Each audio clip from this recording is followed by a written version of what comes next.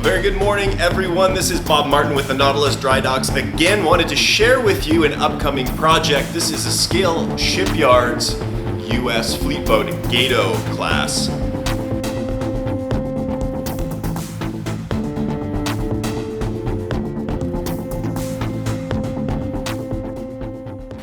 So this particular project came to me from a gentleman out of New York. Apparently this has a very storied past. It took part in a movie that was filmed about 20 years ago. Now this gentleman has had it for that long and he wanted to see if we could convert it to full RC operation. And it looks like at one time it may have actually been an RC model. There's a dry hull configuration inside, there's some linkages, but none of that running gear is currently in there anymore. So what we're going to be doing is removing any of the components and bulkheads inside that we don't need anymore, adding a more modern watertight cylinder, and then we're going to be doing a lot of cosmetic upgrades to the boat. So before I go any further here, why don't we take a look at what we've got to work with.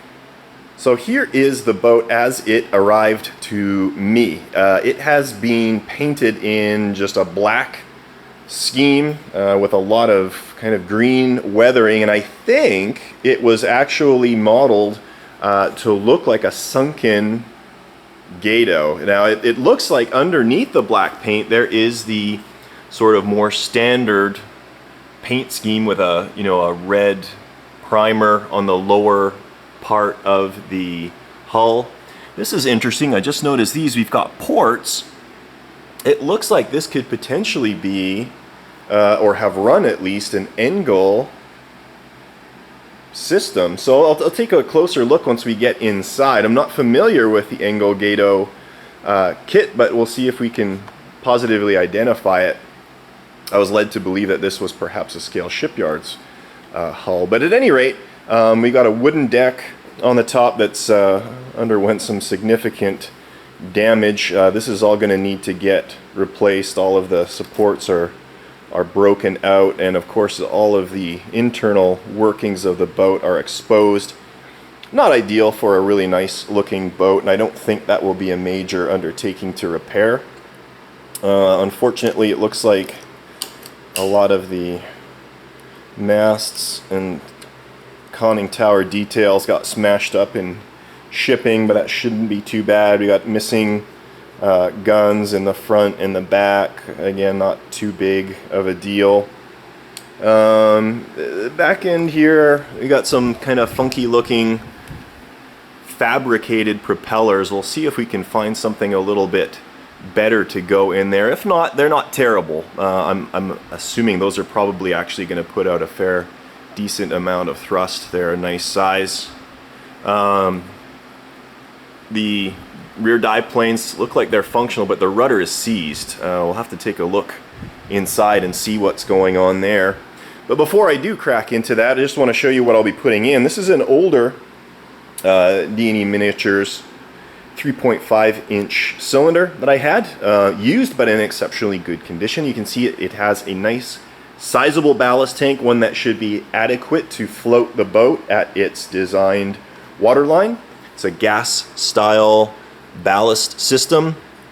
The propel reservoir in there, gas saver float valve, and it comes with an older automatic pitch controller and a lot of other goodies in here that'll make this kind of a cool boat once everything is hooked up and functional. So why don't we crack into it and we'll see what we've got to work with inside. Okay, the hull alignment is not terrible. We do have some gaps in here, and some of this is due to the fact that the watertight box inside is delaminated from the outside hull. But let's see if we can get into this here. There we go. Still got some packing peanuts from when it got shipped out. Yeah, I'm going to say that this is an Engel of Germany boat, an older one. Certainly a lot of silicone on here. It looks like it was, rather than to rely on engineering, they relied on mass application of silicone to seal everything out. And as I mentioned, this is all delaminated off the side. So you can see the bow of the boat there. There's no forward dive planes installed in the boat. It looks like perhaps there were at one time. That's going to be additional fabrication as well. I certainly want to have some functional forward dive planes in order to make this thing work really smoothly on the water. Here is our rear setup. We've got some seized, oh, and there goes one of the propellers, so we've got some work to do, but that's all okay. Yeah, this is all seized. That's going to need to be replaced with some new hardware, probably fabricate some new dive planes, but it's, you know, all in all, we're talking about a blank canvas here. You know, it'll be some work to remove the watertight box, or at least make an opening large enough to accommodate the new cylinder that you can see there. But all in all, I'm pretty excited. I don't think this is going to be a terrible project.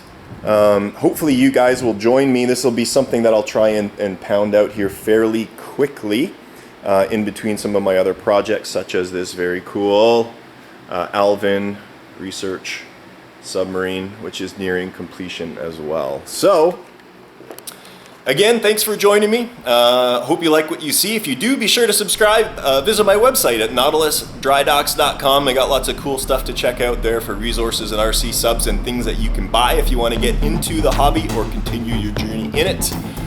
Thanks for joining me. We'll catch you next time.